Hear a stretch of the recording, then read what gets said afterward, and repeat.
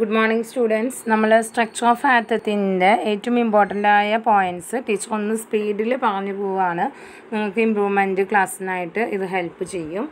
അപ്പോൾ ആദ്യം ആറ്റത്തിൻ്റെ സ്ട്രക്ചർ നമുക്കറിയാം. സെൻറ്ററിൽ ന്യൂക്ലിയസ്, സറൗണ്ടിങ് ഇലക്ട്രോൺസ് ആണ്. ന്യൂക്ലിയസിൽ ആരൊക്കെയാണ് ഉള്ളത്? ന്യൂട്രോൺ പ്ലസ് പ്രോട്ടോൺ, അറിയണ കാര്യം തന്നെയാണ്.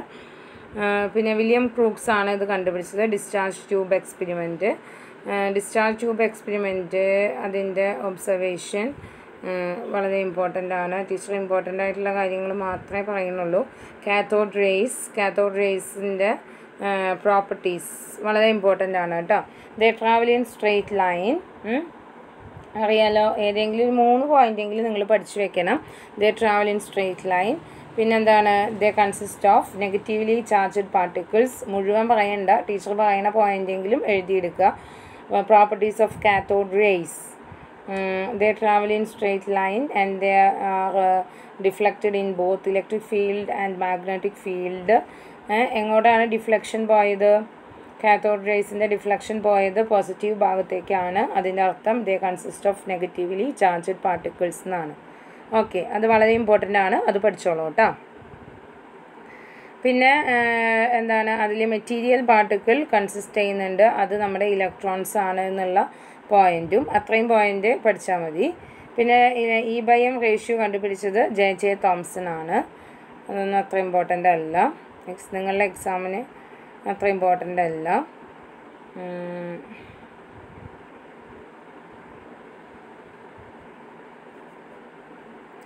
ആനോഡ് റേസ് അല്ലെങ്കിൽ കനാൽ റേസ്, അത് വളരെ ഇമ്പോർട്ടൻ്റ് ആണ്. ആനോഡ് റേസ് അല്ലെങ്കിൽ കനാൽ റേസ് ഗോൾഡ്സ്റ്റീൻ ആണ് ഇത് കണ്ടുപിടിച്ചത്. അപ്പോൾ ചിലപ്പോൾ നിങ്ങളുടെ എക്സാമിന് ചോദിക്കും പ്രോപ്പർട്ടീസ് ഓഫ് ആനോഡ് റേസ് എന്താണ്, പ്രോപ്പർട്ടീസ് ഓഫ് കനാൽ റേസ് എന്താണ്.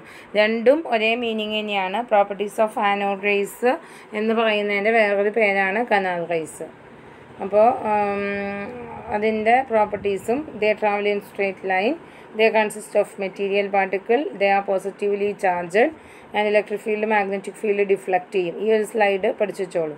അപ്പോൾ 2 ക്വസ്റ്റ്യൻ ഇപ്പോൾ നമ്മൾ ഡിസ്കസ് ചെയ്തതിൽ വളരെ ഇമ്പോർട്ടൻ്റ് ആണ്. പ്രോപ്പർട്ടീസ് ഓഫ് കാത്തോഡ് റേസ്, അതുപോലെ തന്നെ പ്രോപ്പർട്ടീസ് ഓഫ് ആനോഡ് റേസ്, രണ്ടും ഇമ്പോർട്ടൻ്റ് ആണ്. ആരാണ് പ്രോട്ടോൺ കണ്ടുപിടിച്ചത്? അത് വളരെ ഇമ്പോർട്ടൻ്റ് ആണ്. ഗോൾഡ്സ്റ്റീൻ ആണ് പ്രോട്ടോൺ കണ്ടുപിടിച്ചത്. ഓക്കെ, ഇനി ആറ്റം മോഡൽസ് ആണ്. First atom model J.J. Thomson atom model plum pudding മോഡലാണ്. അതായത് ഒരു പോസിറ്റീവ്ലി ചാർജഡ് സ്ഫിയറിൻ്റെ ഉള്ളിൽ ഇലക്ട്രോൺസ് ഇങ്ങനെ പതിച്ചിരിക്കുകയാണ്. അതാണ് തോംസൺ പ്ലം പുഡിംഗ് മോഡൽ. ചോദിക്കാറില്ല. അതിൻ്റെ വേരിയസ് പടങ്ങൾ കൊടുത്തിട്ടുണ്ട്.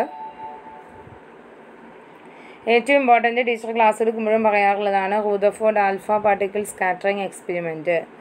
വളരെ ഇമ്പോർട്ടൻ്റ് ആണ്. എന്താണ് എക്സ്പെരിമെൻറ്റിൻ്റെ ഡയഗ്രാം ഇവിടെ കൊടുത്തിട്ടുണ്ട്. ആൽഫ പാർട്ടിക്കിൾ ഒരു സ്ലിറ്റിൻ്റെ ഉള്ളിൽ കൂടെ കടത്തിവിടുമ്പോൾ ആൽഫ പാർട്ടിക്കിൾ പല രീതിയിലും ഡീവിയേറ്റ് ചെയ്ത് പോകുന്നു. ഗോൾഡ് ഫോയിലിലൂടെ പല രീതിയിലാണ്. Most of them are passed through the gold foil without undergoing any deflection. ഒരു ഡിഫ്ലക്ഷനും കൂടാതെ ചിലത് കടന്നുപോയി, ചിലത് വേറെ ആംഗിളിൽ കടന്നുപോയി, ചിലത് അതുപോലെ തന്നെ നേരെ തിരിച്ചു പോന്നു, ബൗൺസ് ബാക്ക് ചെയ്തു. അത് 3 ഒബ്സർവേഷൻ. ഈ സ്ലൈഡ് വളരെ ഇമ്പോർട്ടൻ്റ് ആണ്. Most of the alpha particle passed through the gold foil without any deviation. Some of the alpha particle were deflected by small angles. A very few alpha particles are bounced back. കേട്ടോ, ഇത് വളരെ important ആണ്. ഇനി അതിൽ നിന്ന് എന്താണ് Rutherford അനുമാനിച്ചത്? Conclusion is also very important. Conclusion വളരെ ഇമ്പോർട്ടൻ്റ് ആണ്. കൺക്ലൂഷനിൽ പറയുന്നത് എന്താണെന്ന് വെച്ചാൽ, ആൽഫ പാർട്ടിക്കിൾ ഗോൾഡ് ഫോയിലൂടെ കടന്നുപോയല്ലോ. അപ്പോൾ അതിൻ്റെ അർത്ഥം most of the space in an atom is empty. ആറ്റത്തിൻ്റെ ഭൂരിഭാഗം സ്ഥലം എംപ്റ്റി ആണെന്നാണ്. രണ്ടാമത്തേത് ഒബ്സർവേഷൻ എന്ന് മനസ്സിലാക്കിയത് എന്താണ്? Some heavy positive charged centre അവിടെ ഉണ്ട് എന്നാണ് മനസ്സിലാക്കുന്നത്. മൂന്നാമത്തെ പോയിന്റിൽ നിന്ന് മനസ്സിലാവുന്നത് അത് വളരെ സ്മോൾ ആണ്. ആ positive charge centre is very small എന്നാണ് മനസ്സിലാക്കാൻ സാധിക്കുന്നത്. അപ്പോൾ ഇത് വളരെ ഇമ്പോർട്ടൻ്റ് ആയ ചോദ്യമാണ് ഇപ്പോൾ പറഞ്ഞത്. റൂദർഫോർഡിൻ്റെ ആൽഫ സ്കാറ്ററിങ് എക്സ്പെരിമെൻറ്റിൻ്റെ ഒബ്സർവേഷനും കൺക്ലൂഷനും. ഇനി എന്താണ് മോഡൽ ഓഫ് ആറ്റം? ആറ്റം ചോദിക്കുമ്പോൾ ഒബ്സർവേഷനും കൺക്ലൂഷനും എഴുതരുത്. റുദർഫോർഡിൻ്റെ ന്യൂക്ലിയർ മോഡൽ ഓഫ് ആറ്റം ചോദിക്കുമ്പോൾ അത് മാത്രമാണ് എഴുതാൻ പാടുള്ളൂ കേട്ടോ. അതെന്താണ്? ഇങ്ങനെ ആറ്റം എന്താണ്? മാസ് ഈസ് കോൺസെൻട്രേറ്റഡ് എവിടെയാണ്? ന്യൂക്ലിയസിലാണ്. പിന്നെ അവിടെ ഉള്ള പോസിറ്റീവ് ചാർജും ഇലക്ട്രോണിൻ്റെ എണ്ണവും സെയിം ആണ് എന്നുള്ളതാണ് ഒരു point. Electrons revolving round the nucleus ആണ് അറ്റ് വെരി ഹൈ സ്പീഡ്. പിന്നെ most of the space in an atom is empty. ഇത്രയും പോയിൻറ്റ്സാണ് ന്യൂക്ലിയർ മോഡൽ ഓഫ് ആറ്റം. റുദർഫോർഡിൻ്റെ ന്യൂക്ലിയർ മോഡൽ ഓഫ് ആറ്റത്തിന് തന്നെയാണ് പ്ലാനറ്ററി മോഡൽ ഓഫ് ആറ്റം എന്നും വിളിക്കുന്നത്. പിന്നെ ആറ്റോമിക് നമ്പർ എന്താണെന്നറിയാലോ, വളരെ ഇമ്പോർട്ടൻ്റ് ആണ്. ആറ്റോമിക് നമ്പർ എന്ന് പറഞ്ഞാൽ ഒരു ആറ്റത്തിലെ ഇലക്ട്രോണിൻ്റെയോ പ്രോട്ടോണിൻ്റെയോ എണ്ണം രണ്ടും തുല്യമായിരിക്കും. ന്യൂട്രൽ ആയിട്ടുള്ള ഒരു ആറ്റത്തിൽ അതിൻ്റെ എണ്ണത്തെയാണ് ആറ്റോമിക് നമ്പർ എന്ന് പറയുന്നത്. വളരെ ഇമ്പോർട്ടൻ്റ് ആണ്. പിന്നെ മാസ് നമ്പർ എന്ന് പറഞ്ഞാൽ ന്യൂക്ലിയസിലുള്ള പ്രോട്ടോൺ അല്ലേ, ന്യൂക്ലിയസിൽ ആണ് ആദ്യമുള്ളത് പ്രോട്ടോണും ന്യൂട്രോണും ഉള്ളത്. അപ്പോൾ അതിൻ്റെ മാസ് നമ്പർ എന്ന് പറഞ്ഞാൽ the total number of proton and neutron in the nucleus is called mass number. A എന്നുള്ള ലെറ്റർ കൊണ്ടാണ് അത് സൂചിപ്പിക്കുന്നത്. അപ്പോൾ നമ്പർ ഓഫ് ന്യൂട്രോൺ കണ്ടുപിടിക്കാൻ നമുക്ക് സാധിക്കും. മാസ് നമ്പർ മൈനസ് ആറ്റോമിക് നമ്പറാണ്. ആറ്റോമിക് നമ്പർ ഏത് ലെറ്റർ കൊണ്ടാണ്? സെഡ് കൊണ്ടാണ് സൂചിപ്പിക്കുന്നത്. വളരെ ഇമ്പോർട്ടൻ്റ് ആണ് കേട്ടോ.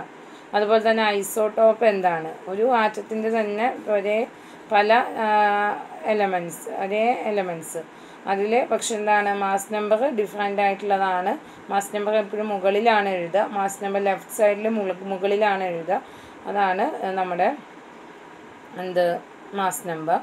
ഐസോട്ടോപ്പിന് ഏറ്റവും എക്സാമ്പിൾ ഒരു ഹൈഡ്രജൻ്റെ 3 ഐസോട്ടോപ്പാണ് ഇവിടെ കൊടുത്തിരിക്കുന്നത്. Protium, deuterium and tritium. മനസ്സിലായില്ലോ? ഐസോബാർ എന്ന് പറഞ്ഞാൽ എന്താണ്? ഡിഫറെൻ്റ് ആയിട്ടുള്ള എലമെൻറ്റ്സ് പക്ഷേ എന്താണ് അവരുടെ പ്രത്യേകത? എന്താണ്? Same mass number. മുകളിലെ മാസ് നമ്പർ സെയിം ആയിരിക്കും. ഐസോടോൺ എന്ന് പറഞ്ഞാൽ എന്താണ്? ഇലക്ട്രോൺസിൻ്റെ എണ്ണം തുല്യമായിരിക്കും. അതിനെയാണ് ഐസോടോൺ എന്ന് പറയുന്നത് കേട്ടോ. ഇനി ഇവിടെയൊന്നും അത്ര ഇമ്പോർട്ടൻ്റ് അല്ല.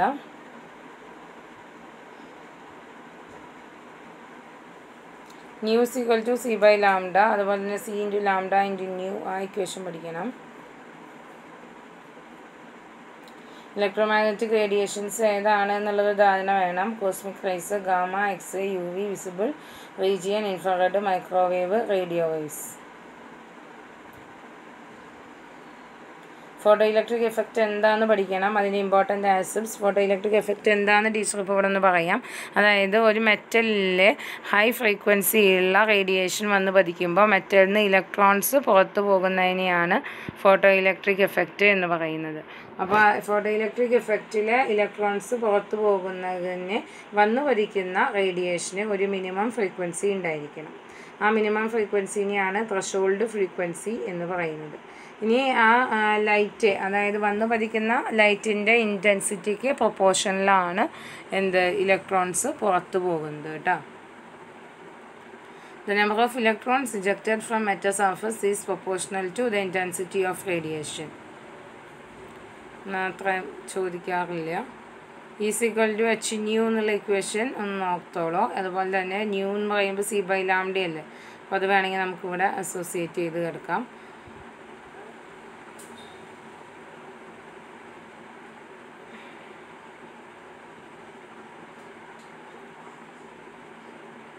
പിന്നെ നമുക്ക് ഹൈഡ്രജൻ സ്പെക്ട്രമാണ് വളരെ ഇമ്പോർട്ടൻ്റ് ആയിട്ടുള്ളത്. ഹൈഡ്രജൻ സ്പെക്ട്രത്തിൻ്റെ സീരീസുകൾ, different series, Lyman, Balmer series, Paschen, Brackett and Pfund series.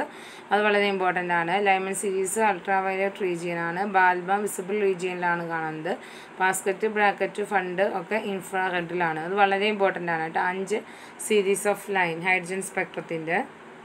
പിന്നെ ഈ റീഡ്ബർഗ് ഫോർമുല പഠിക്കണം. 1/λ is equal to RH into 1/n1² minus 1/n2².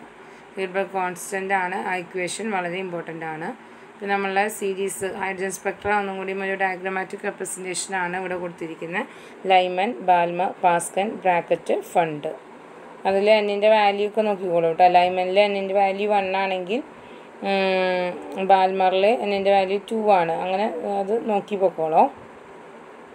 ഇവിടെ വീണ്ടും ടേബിൾ പോലെ കാണിച്ചിട്ടുണ്ട്. ലൈമൺ സീരീസ് അൾട്രാ വയലറ്റ് ആണ്. N1ൻ്റെ വാല്യൂ 1 ആണെങ്കിൽ N2ൻ്റെ വാല്യൂ 2, 3, 4, അതായത് അതിൻ്റെ മുകളിലേക്കുള്ള വാല്യൂസാണ് ഉണ്ടാവുക. ബാൽമാർ വളരെ ഇമ്പോർട്ടൻ്റ് ആണ്. വിസിബിൾ റീജിയനിൽ കാണുന്നത്. വാസ്കൻ IR റീജിയനിലാണ്. പിന്നെ ബ്രാക്കറ്റും ഫണ്ടൊക്കെ IRലാണ്. പിന്നെ റുദർഫോർഡിൻ്റെ failure, it's very very important. Rutherford model fail to explain the stability of atom. അതുപോലെ തന്നെ ഹൈഡ്രജൻ സ്പെക്ട്രം എക്സ്പ്ലെയിൻ ചെയ്യാൻ സാധിച്ചില്ല. ഇറ്റ്സ് വെരി വെരി ഇമ്പോർട്ടൻറ്റ് കേട്ടോ.